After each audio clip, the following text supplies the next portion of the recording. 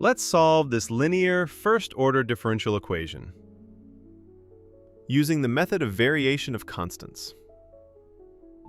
Our goal is to find the general solution for y prime plus y tangent x equals secant x.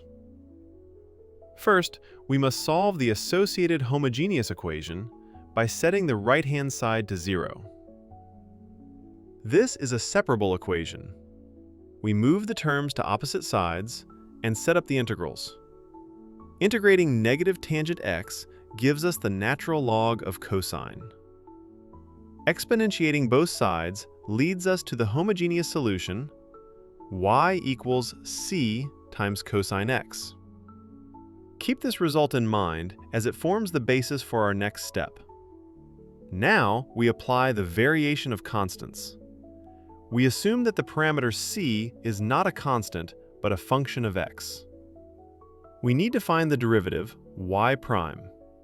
Applying the product rule, we get c prime cosine x minus c sine x. Next, we substitute this expression for y prime and our assumed y back into the original non-homogeneous equation. Watch closely what happens here. The terms containing c of x cancel each other out. If they do not cancel, check your previous steps. We are left with a much simpler equation. Solving for c prime and recalling that secant is 1 over cosine, we find that c prime equals secant squared x. Now, we simply integrate c prime with respect to x. The integral of secant squared is a standard result, tangent x plus a new integration constant, c naught. Finally, we substitute this back into our general solution structure. Multiplying through by cosine x simplifies the first term. Therefore, the final general solution is y equals sine x plus c naught times cosine x. Let's look at the geometric interpretation of this result.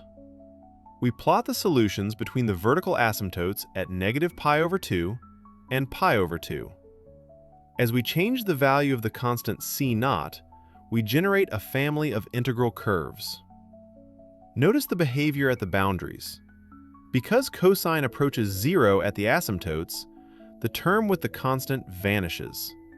Consequently, all curves converge to the values determined solely by the sine function at the endpoints.